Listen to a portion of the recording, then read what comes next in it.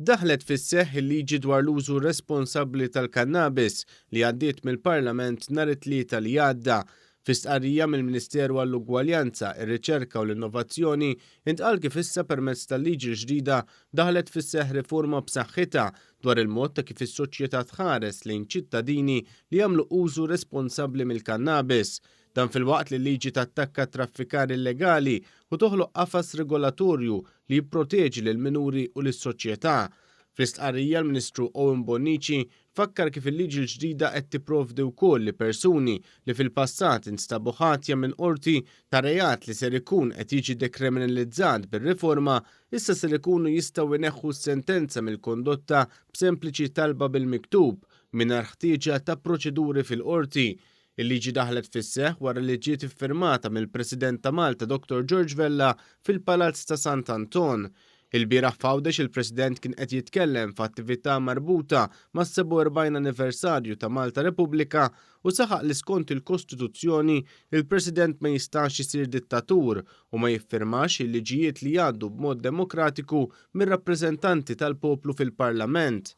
Il-liġijiet li għaddu mill-Parlament skont il-Kostituzzjoni tagħna li hija l-aqwa liġi li għandna fil-pajjiż.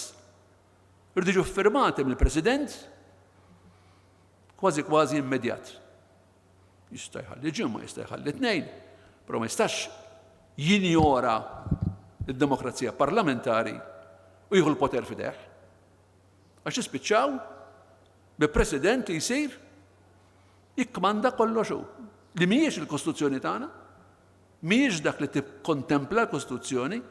Saħaq li bħala President tar-Repubblika u għandu jiffirma liġijiet li ma jkollux oġġezzjonijiet gravi għalihom skont il-kuxjenza għal-iżda li sakemm dan ma jkunx il-każ, il-President għandu obbligi oħra li jrid jirrispetta.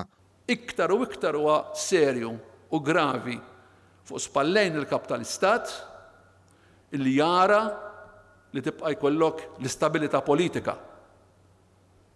Ma jistax kapriċċożament joħloqlok kriżi kostituzzjonali.